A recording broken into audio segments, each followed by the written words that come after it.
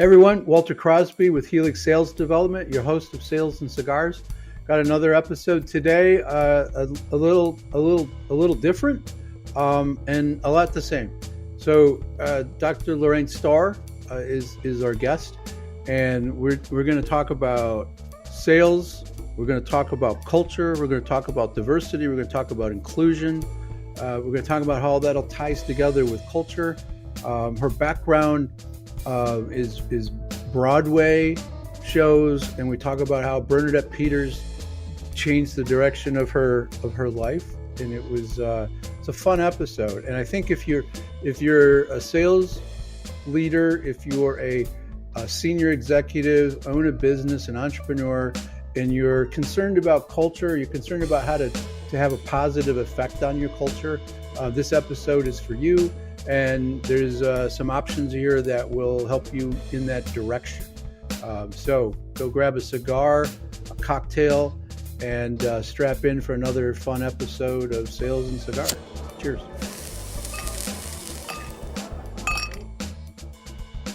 So welcome to the program, Dr. Star. I appreciate you taking some time to spend some time with my audience and share some ideas. I'm looking forward to the conversation. Absolutely. Thanks for having me, and cheers to your audience. Cheers. You inspired me. I have one more meeting, so I don't usually have a cocktail, but it's a good client, so he'll understand. So there you go. Thanks for joining me. So I'd like to start with reading your bio. It's diverse and fun, but Broadway. Can you? Broadway. I lived in New York a long time, watched a lot of Broadway shows and off-Broadway shows. Friends were in off-Broadway shows. So can we talk a little bit about why and how that's informed where you've gone? Sure. Gosh, right. When I think about my days on Broadway, I feel old because it was so long ago. It was in the late 80s, early 90s. And I did a fair amount of shows on and off. Cinderella, I played Cinderella. Les Miserables, I played Eponine. West Side Story, I played Maria. Seems like we all do West Side Story or Hello Dolly, which is a lot of fun. And, back in the 80s, 90s, right? When I think about DE&I think about that diversity lens. We didn't really talk about it a whole lot. Mm-hmm. Then I went on an audition, and this audition really forced me to recognize inclusion. So I'm at this audition, and Bernadette Peters, I'm going against her for the lead. Wow. And she says to me, "Hey kid, can I watch you audition?" And I was like, "Oh, sure, I'd love it." So right, it's Bernadette Peters, of course. Knowing Bernadette Peters was also auditioning, I realized in that moment that I was not going to get the role. Right? Lauran who? Bernadette Peters. At the end of my audition, she said, "Kid, you are really sweet. However," she's like, "you have to get more life experience. You need more grit." She's like you should join the Army. And I don't think she was actually telling me to join the Army, but being, a 19, 20-year-old, I was like, well, all right, Bernadette Peters says I should join the Army. So I did. So I joined the Army. Wow. On the recommendation of Bernadette, did you put that on the application or talk to the recruiter? Right. I do this? I was like, well, I think I'll, and timing too, right? So we had the Screen Actors Guild was having their strike. So, we were being displaced. The regular talent was starting to be replaced by, headliners, because now they had time to do this. And I'm really not good at waitressing at all, or hostessing, it's just not. Yeah, I'm sorry if you don't like your steak. My feet are killing me. So I recognize, well, I have to do something, and I'm going to go back to school. And how do I pay for that? And Bernadette Peters did say I should join the Army. So I just went home, went to Boston, went to the processing center, and there you go. There was the start of a whole new line or vein of my life.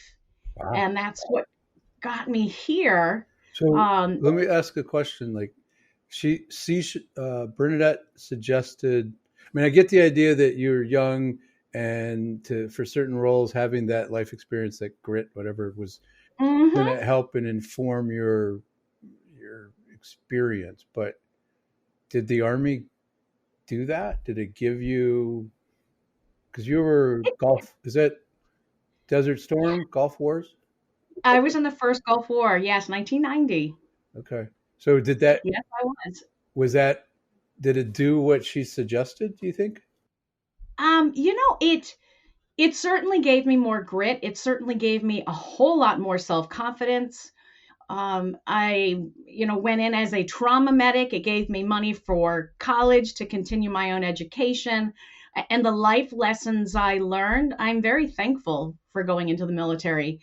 Yes, I served in the Gulf War as a trauma medic in the helicopters, as well as being on base and giving out inoculations and checking kids and cows, like the whole ball of wax. I've been in South America quite a bit. And everywhere I've gone, there's been lessons, but the biggest lesson was inclusion. And I didn't realize that at the moment. So here I am in the military. You get your battle buddy. I don't get to go, ooh, I want a female battle buddy, or I want a male battle buddy. You don't get that. You don't get that choice. So they just assign you a battle buddy, and it's what Soldier I is like a to think. soldier, right? Yeah, it's just another soldier that's going to have my back. That's going to be in the same foxhole with me. That's going to help me dig that foxhole. That's going to be out in the field with me when I'm picking up wounded. That's going to be with me in the helicopter, right? This is the person that has my back just as I have their back. And there was never the opportunity to, or desire really, to go, wait a minute, I want someone else. You just had to figure it out. You had to figure out how to work together. And more importantly, you had to figure out, where are my strengths and where is this person's strength? And your battle buddy, right, changes with assignments, Hmm. because I may be going down to South America and my quote unquote battle buddy may not be going to South America. So I have to get a new battle buddy. And there's little time to go, okay, battle buddy, let's try to figure out how we're going to work together. There really isn't a whole lot of time there. We landed in South America, and the next thing I know, I'm in a Humvee driving with my counterpart. And like, that was like, we were in there, done.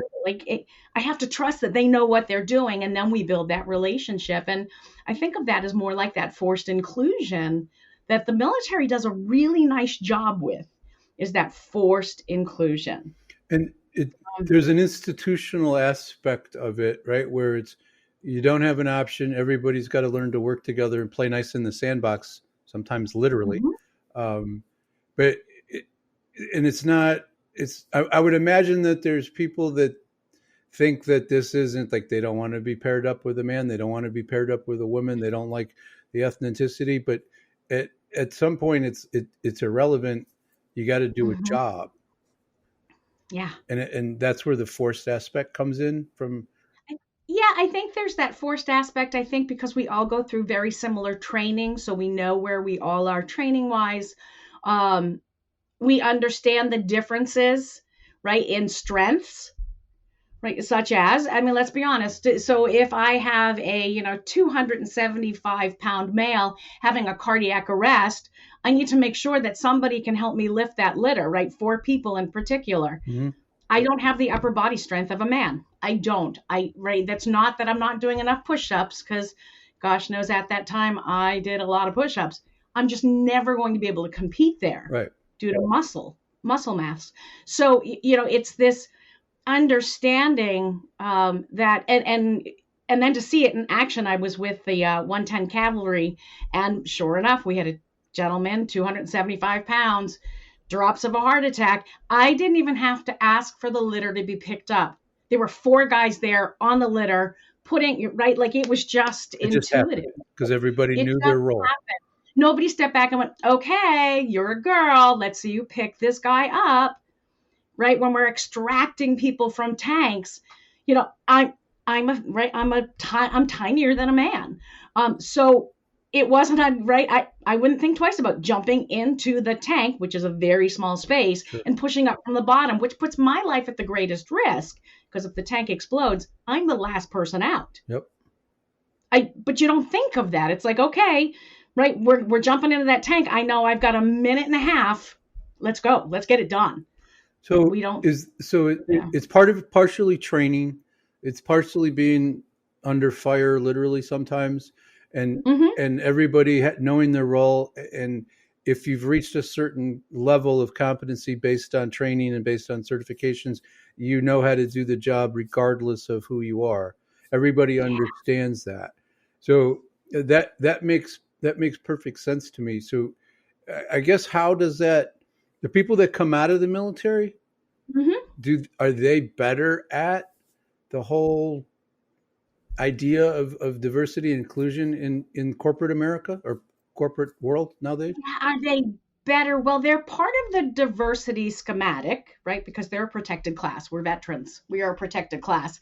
You would think that we are like highly sought out. We should be highly sought out. Veterans should be highly sought out because veterans, when we get out of the military, we have workplace agility. We can adapt very quickly. We are very flexible.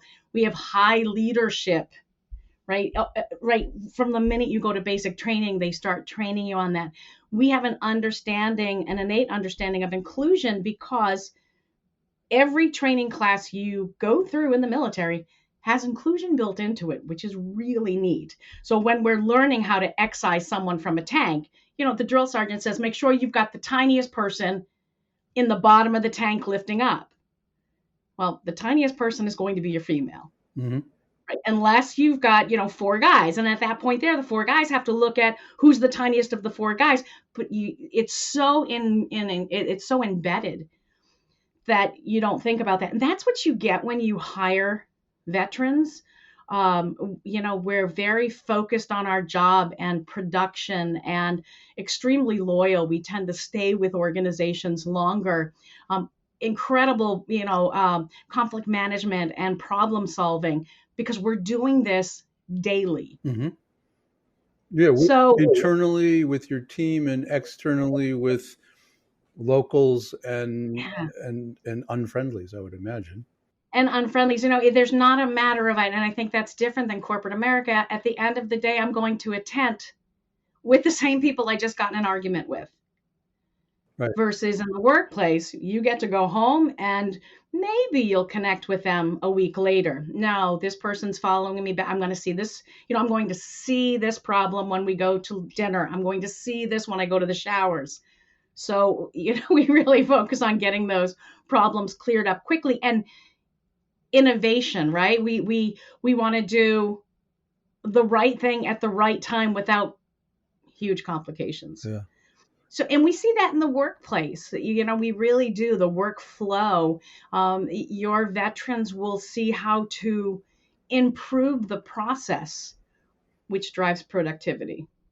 And sometimes that's well received by the leadership of a company, where somebody comes in and brings you fresh eyes, brings a different perspective and asks, why are we doing it this way? Or what if we did it that way? I love that kind of thinking. I'm good at what we call wonder, like that piece where it's like, why are we doing it this way?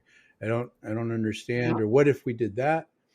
Where I lack is there's another, I'm using the Patrick Lencioni model of working geniuses, and innovation and coming up with that creative idea and figuring out the best way to do it.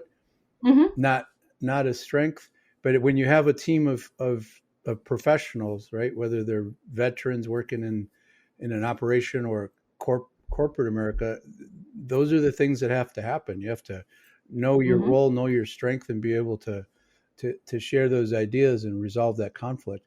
But from kids, we're not taught those skills to resolve. I heard something this morning from someone we were chatting, and he said that there's evidence that children who witness their parents have arguments. I'm not talking about aggressive physical arguments, but just like disagreements where they might get a little heated, and then and then it's resolved because they're married and their parents and their friends, and you can have disagreements, but you have to work through them.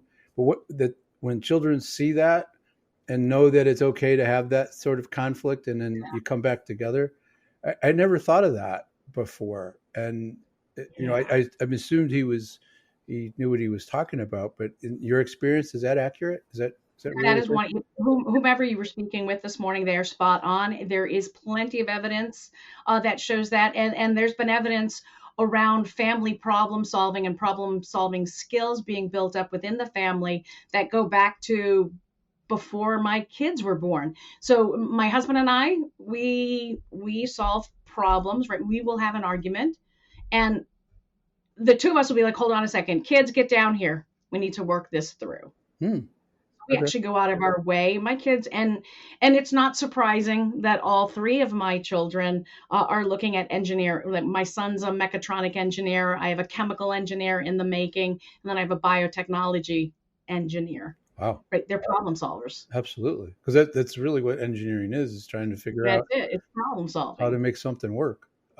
So I think, you bring up, in the workplace, we need those other lenses. And that's what, the DE and I, we are so traumatized in DE and I right now. Every time I say diversity, I hear the eye rolls. I get it, because diversity is almost a dirty word now in corporate America, because we've polarized it, where it becomes an us versus them. However, when you have inclusion in the foundation of your organizational culture, or inclusion with your clients, right, the people you're selling to, then that diversity you build off the strength. And that's, diversity, the goal of diversity is different perspectives. So different thinking, different lenses. Different thinking, different lived experiences, different perspectives, right? Diversity absolutely will drive innovation. The military got it right. It drives innovation. However, if inclusion isn't your foundation, which, inclusion simply is building a culture, building a relationship that we value each other, we see each other's strengths, and we listen to each other. Yeah. This is just my sales guy simplification, but I think the idea of diversity with the eye roll, that sort of interpretation, is those folks are thinking of things as a zero-sum game. That somebody wins and somebody loses. And if it's done the way you're talking about it, and done with this inclusivity and equality to it, everybody wins. The whole boat rises, because we're being innovative, we're being collaborative, and things are moving in a positive direction. We don't sit there and do things the same old way that they've been done for 20 years. It's exactly. And right. So sales, we'll jump back into sales here. I spent quite a bit of time selling anesthesia for an organization. And the trick to my success, I don't want to call it a trick, but the secret sauce to my success is that very quickly I became inclusive of my audience. So I really dove in deep to understand. I didn't ask them. I understood on my own time what an anesthesiologist had to do to get through school. What did the curriculum look like? So that we could talk, because I'm emergency medicine. I wanted to make sure we could find a bridge around language. And surprisingly, we both have something in common. And that's time. Time is of essence. It is life or death. It's time. Understanding that, and then building that inclusive relationship where I recognize the schooling, I recognize this individual being a male or a female, a person of color, someone that's Asian. We build upon that, and we see those as strengths. Now, I'm not selling, I'm problem solving. And if you can this, and your audience knows, if you can problem solve for your clients, it's not a wonder that I have 15 years of going to islands and whatnot in the industry. Well, it's you're I completely agree, because to me it's about helping.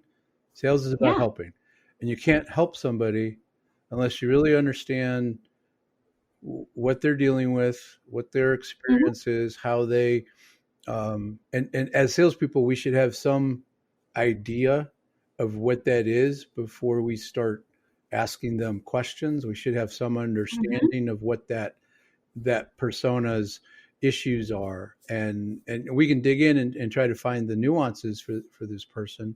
But if we can speak the same language and understand those issues, then we and talk about outcomes Yeah. that that are going to solve problems that they have, and those problems don't have to be huge. Mm-mm. It's just being able to solve little problems that create bigger problems, right? If we can get in front of those little ones that stop those big things from snowballing, Yeah. and you can't do Yeah. that without listening and without really understanding and knowing who you're selling to, who your audience is. Hmm. And I think salespeople, we're intuitively curious. We should be. We should be. I hope we are. The good ones are, Hmm. the statistics from Objective Management Group are 6% of all salespeople are what we call elite. Hmm.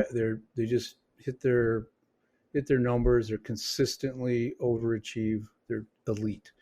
And then you have another 13-14% that are good, right? They're solid, good people. They do the right things. They can get better. And then you have another bucket that they're average, right? Depending upon how we define average. Hmm. And then the rest of them We can let go. we don't need. Yeah, We we don't. Because they're not helping the sales reputation. They're not helping the customers. They're not helping themselves. They're in Hmm. the wrong spot, because the bar is so low to get into sales in so many situations. Hmm. We don't need credentials, um, to do this, and we often learn. I mean, I know I learned. I got my nose bloodied quite a bit. I mean, Sure. I learned how to start to sell when I was in New York City, and I would bet I was in one of your performances, I bet you were. You'll because have to I go was back and look at there my book. from '87 to '94. Okay, yeah. If you probably saw me. I uh, hit a few Broadway shows and a few off Broadway shows. So, Hmm. not sure about Cinderella, but all the other ones you mentioned. Um, but it's that piece that we could just do a better job, and I think the as you say, so you talk about the military, and your Hmm. experience was with the Army. The other branches you think do a good job? I think all of the U.S. Armed Services. Yeah, I don't know anyone in the Navy. I have a lot of friends in all the different branches.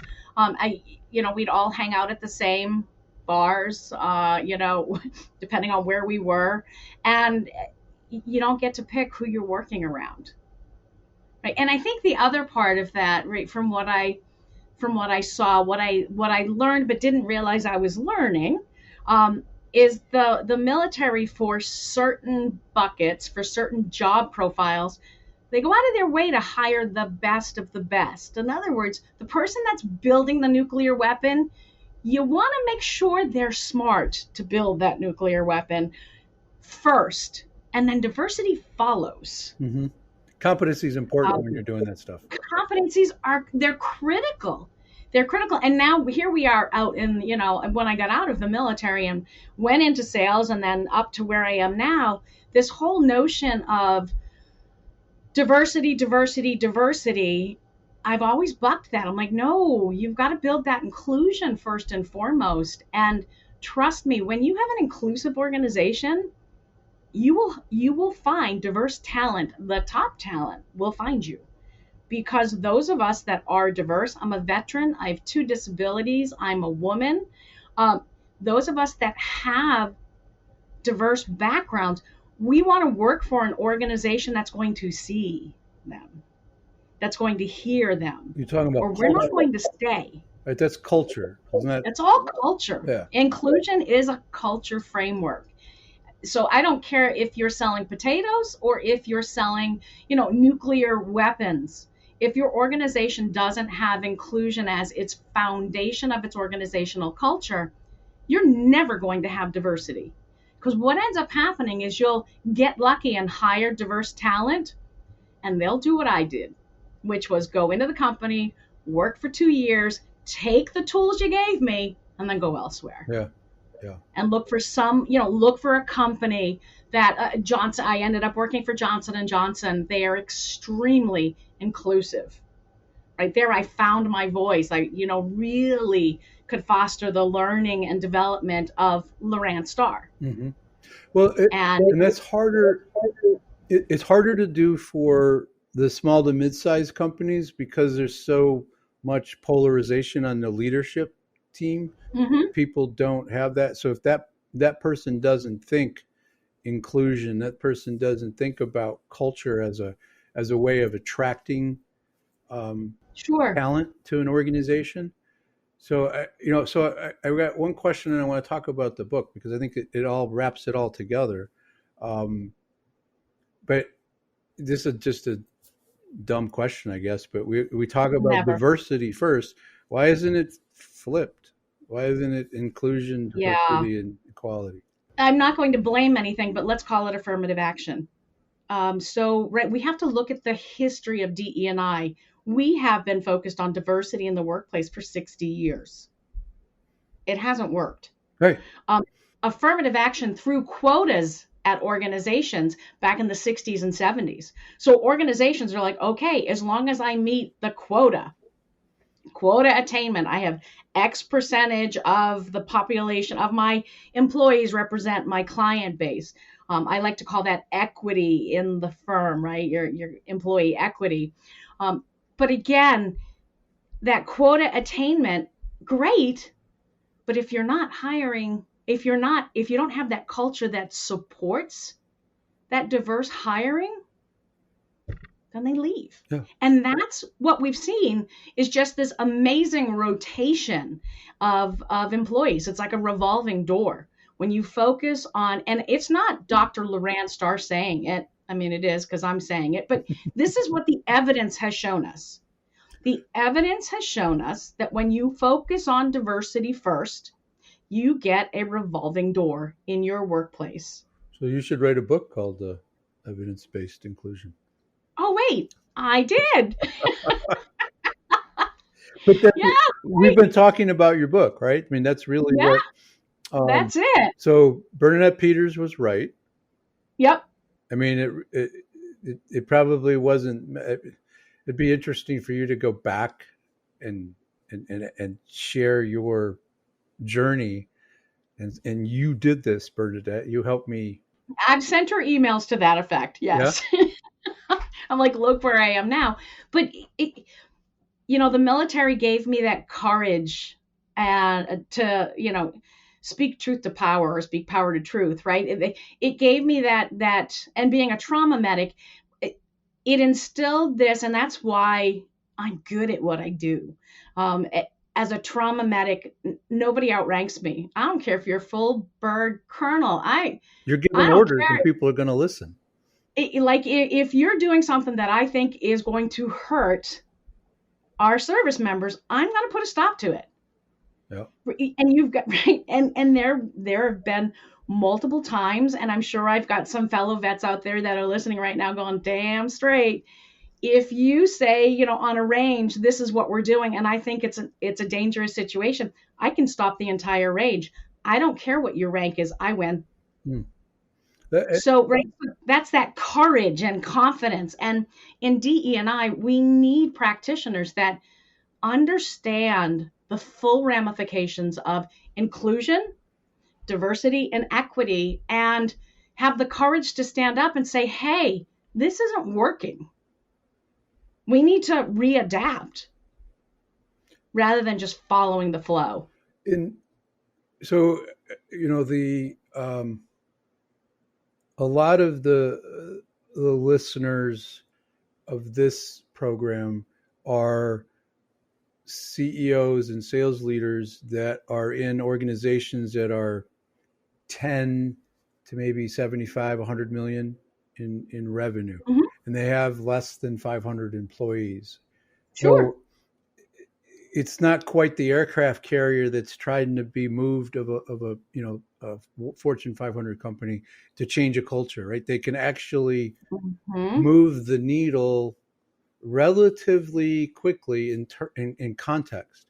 So Yeah. if you were to like offer up, one or two ideas where they could start to think about it, because right, we talked about the eye roll of diversity, and we understand how that got there, and the idea of inclusion is really where we should start, and Mhm. and open up that communication and culture.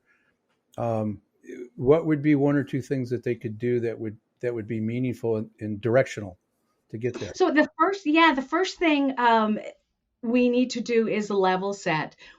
Leadership needs to come together and fully understand the ramifications of inclusion and the benefits of inclusion. And more importantly, what does it mean to that leader? What does it mean to that leader? So we know, and there's more evidence in the book as well, but the data that's out there, and we hear all the benefits of diversity, you've been sold a lie. You've Mm. been sold a lie. There, all those diversity studies had inclusion as part of its foundation.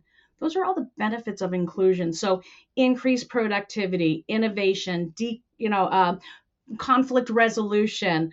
We see higher retention rates. We attract diverse candidates. We see a 2 to 3 times increase in your profits. We see an increase in productivity for each employee goes up 1.75%. Wow, that's a lot. Just that's a lot. When we look at sales, your sales output numbers will also go up. When we have an inclusive organization, we see job satisfaction goes through the roof. Employees don't leave organizations for money. Let me say that again. We don't. We don't leave for No, money. We 100% leave agree. 100%. culture and we leave leadership. Yep. And I've gone into a lot of organizations that size. The 500, they've got 500, 700 employees, up to 1,000 employees. If leadership doesn't want to get on the bandwagon, if leadership is sitting back on, okay, this is a great initiative, because let's be right, we bring in all different sales trainings every so many years, we're learning a new sales process. Yeah. If leadership isn't buying into the inclusive culture and the benefits to them, then that's a leader that you no longer need, Mm-hmm. because they're going to cost you employees. and, So and not get over the long everyone term, immediately. engaged Yeah. immediately, Yeah. immediately, right? So that's kind of like the first step is let's hash this out. What does inclusion mean to us? And then what does diversity mean to us? And why does that matter? So they Well, can self-define to a large degree and head into a direction where it's that I don't know. I always come to this analogy of the Italian family on Sunday dinner, mhm, right? Where it's loud, it's loud. lots of good food. Um, Must have good food. yeah, but there's a lot of yelling and back and forth and people calling each other out, and but nobody's getting up from the table. Nobody's Yeah. throwing sharp implements anywhere, because they Mhm. know that it's coming from a place of love and family and friendship, and we care. But God forbid somebody come in from the outside and try to take on one of those people. That whole table is, The whole table. We would hope, yes. well, I mean, I've witnessed it in a family where I was allowed into the inner sanctum, if you will, Mhm. and it was like, why is he here? What is he doing here? Right? Mhm. It wasn't until the old man said with love and affection, he's okay. And I was like, oh, Yeah. okay. And so it was like that. This is our thing, but that was all self-defined. Everyone's got commonality. Every one of those families have commonality, so they can. Mhm. That leader and the old man at the table can set that up in a way that's meaningful for that organization, Mm-hmm. if there's the right, kind of, I don't know if love is the right word, but um, the right purpose, right? We're trying to live to Sure. help people. Is it that simple? It really is. I know. It really is. In my book, I talk about the inclusion paradigm, and it actually walks you through building this inclusive organization where we start right off the bat with awareness. What does it mean to me? What does it mean to the organization? What does it mean to our clients, our customers? What does it mean to, your ESGs, your environment, your social, and your governance? What does inclusion mean? Um, and you write your inclusion statement, and it should be something that everyone can repeat. And inclusion starts at the top, but it's fueled by the bottom, because inclusion starts with one person. Mm-hmm. Oh, that's good. I like that. So it's right, it starts with the top, where your senior leadership, your CEO says, They this is need to what we're lead. doing. We've got the buy-in now from leadership. It's okay then to say, okay, employees, how are we going to do this? And Right? that's where you get the energy and the motivation and the, yeah. And what you're doing is, every time you launch an inclusion initiative rather than a diversity initiative, every time you're launching an inclusion initiative, you want to keep in your mind, what is the employee going to get out of this? And be transparent about that. So that could be leveling training. So you want your first training on DE&I, come up with a fun name, us and all about us.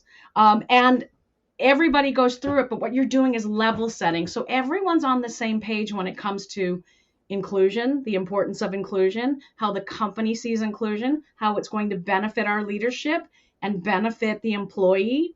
And then diversity. What does that do? What does that look like? It's diversity of thought. Oh, okay. And now we can start putting in programs to, get rid of implicit biases or navigate around implicit biases or microaggressions. We all have them.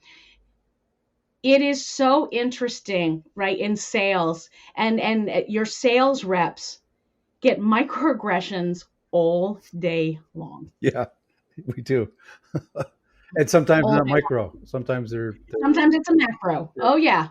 Right. Yeah, yeah. I mean, I remember those days. It gave me a thick skin, right? And that's what I remember. John Bradley, my manager, saying, "Oh, Lauran, this will thicken your skin up," because I was working Bridgeport, Connecticut, and I was like, it's like every time I turn around, there's a microaggression, and I had no idea how to handle it. So I was just like, okay, whatever. Well, what did that just do to my client? It just gave him permission to microaggress me the next time I come in. Yeah, I've always Mhm. so I learned all that when I was in New York, and there's Mhm. more than microaggressions, and I I I went towards humor Yeah. and to sort of diffuse that, but then to reduce that level of frustration and anger, bring it down, and then deal with it without the emotion. Like, you don't get to talk to me like that, right? Is sort of where the conversation goes, but Yeah. taking the emotion out of it first. It's a Oh yes. interesting piece. So I- I think that um, I think the thing for the smaller companies that don't have programs and are a little intimidated by that, a good place for them to start is to just read your book. Read the book. When you read the book, I will say that when you read the book, there is on my website a hidden page. Hmm. I am all about giving, giving, giving, giving. Like, this should not be a top secret initiative. When you go to that page, all your templates and formats and ideas are there for you to take. There are PowerPoint decks you can just take and customize to yourself. I've open sourced all of that. So Awesome. it's not a secret. Awesome. You get that link in the book. It comes with it, and start having these dialogues, and you also get, straight access to me. So That- that if you have a question, if you have a problem, Lauran, we're stuck here. Let's jump on the phone for 30 minutes, because believe it or not, it's not rocket science. It's not rocket science. Common sense usually prevails, but it's not all that common, Mhm. and sometimes it just needs a nudge. Just So needs a little nudge, or it just needs the question of, could you clarify that for me? put it into the right context for them Yeah, because they think they're different. I hear that we hear that a lot in sales, right? Where you don't understand our business. Like you probably completely different than every other organization. You don't have I this problem, and this problem. But sure, you're different. Uh, you're different. I tell you, I've gone through 8 different sales training classes. I'm certified in many of them as an instructor. My training, my sales style has never changed. I have a friend I who pick up does, tips, but yeah. but you've integrated all of that stuff, right? Like Yeah. I have a friend who's he's got a little Dale Carnegie in him, he's got a little Mhm. Sandler in him, and he's got a little bit of like a Baptist minister because that's what his grandfather was, and Mhm. he sat listening to his grandfather sell a congregation on you know heaven and hell. So that's all mixed up into who he is, and what I think with sales training is there's a similar issue, in that we think, oh, we'll just do this and it'll solve the problem, and It'll if solve the the, problem. if the Yeah. culture's not there, if the right people aren't in the room, like I've had people like, why do you want to include the sales manager? What do you mean? Why do I want to include the sales manager in the training? Yeah. Right? Because I do it at the end, not at the beginning. Mhm. And if the sales manager doesn't understand what is what's going on, how is he going to help coach this? Because you're going to change your environment, otherwise this isn't going to work. And by the way, you need to be in it. You're the Yeah. CEO. You need to be in here. You need to understand it because you're really the And person telling the stories. how is it going to affect your clients? It's internal and external, Mhm. right? And the external is your customers, your stakeholders, your potential hires, your Mhm. prospects, right? And then you just want to keep everybody, inside that little family to be able to communicate and deal with confrontation, be inclusive. Yeah. So I honestly, Lorraine, I'm gonna. There's a lot of companies that I work with where culture is a huge issue, and I think that your book is gonna um, kind of jolt them out of their way I of hope it thinking. does. That's why I wrote it. We need to shift that perspective. And We need to get away from diversity. It will come. It will but it'll come. be natural and it'll feel right because it will be right within the organization because the culture is there to. And you'll understand why it's important. If you're selling to a marginalized group, if you're trying to sell a BMW to a marginalized group, if you come from an inclusive organizational culture, you'll understand how to sell that BMW to a marginalized client. Yeah, I love it. Um, so let me ask, sales and cigars, right? Is we've talked a lot about sales, we've talked about inclusion, culture, diversity. Um, Last question: do you have a relationship with cigars? You know, I do. My relationship with cigars is I don't smoke them. I don't mind them. I don't mind the smell of them or anything, but I took a stance when I got out into the business world. Now, in the military, different story. Right? In the military, yeah. But when I got out and went to work for my first company, deals were being made on the golf course with cigars. Ah, And there was this big push of, if you're a woman in sales, you need to learn how to play golf and you need to smoke cigars. And I was like, absolutely not. hmm, Absolutely. I'm not doing that because that's not authentic to me. yeah, So, fair. I walked away from it and I think it made me, it made me more inclusive because I can do sales deals with and without the cigar. I love that. That's an interesting perspective. Yeah. My wife's experience becoming a partner in a CPA firm back east. Um, she had trouble with that philosophy, right? Hmm. Um, where guys were they were crass on a golf course, Yeah. and it was done on purpose to make her feel uncomfortable. but there was nobody there to tell her she didn't have to do that. You don't have to do that. Yeah. If the Authenticity guy, is important. Being authentic is huge. being authentic is huge. And honestly, I know, and I'll probably get emails on this, but if the gentlemen want to go out on the golf course and light up their cigars, play golf, and be as crass as they want to be, that's their business, right? Like, we all have our space. Let them have their space. You don't need me out there to make the deal. No. I'll find other ways. Trust me, I will find other ways to make that deal that I'm not going to infringe upon your likeness, what you want to do. I'm just not going to do. You want to go to a strip club? Go right ahead. I'm not going with you. But we'll talk afterwards, or we'll talk before. I'm not worried about it. And I have enough. Before would be better. But I think that also, in taking that stance, it taught me to build allies. Where, while I wasn't physically on the golf course, somebody there was for me. No, that's another whole element of sales, right? Is building those relationships with folks that can help influence for you. I love it. That's it. It's a great story. I appreciate that. And Sure. in the book, what's the best place for your website or Amazon to find the book? What do you prefer? Yeah, you can either go to my website, which is Dr. Lauran Star, or you can go to Amazon and just put in evidence-based inclusion. It pops right up. So all that will be in the show notes. I really appreciate you taking the time. This was fun.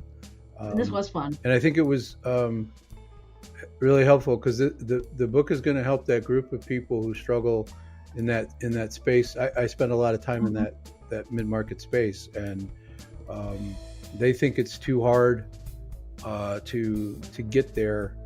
And I just focus on culture within the sales organization.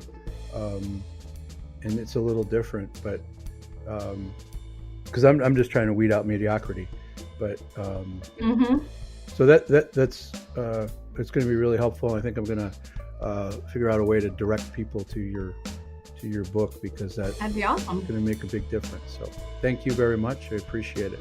You're welcome. Thanks for having me today, and thanks for sharing a beverage with me. I've enjoyed mine. That was fun. Thanks for reminding me. Appreciate it. Cheers. Cheers. To get your copy of Walter Crosby's new book, The 7 Critical Mistakes CEOs Make with Their Sales Organization That Stop the Company from Scaling, follow the link in the show notes or go to Amazon.com. Thank you for listening to Sales and Cigars with Walter Crosby of Helix Sales Development. For more on Sales and Cigars, remember to like, share, and subscribe. Sales and Cigars, produced by thepodcastproshop.com.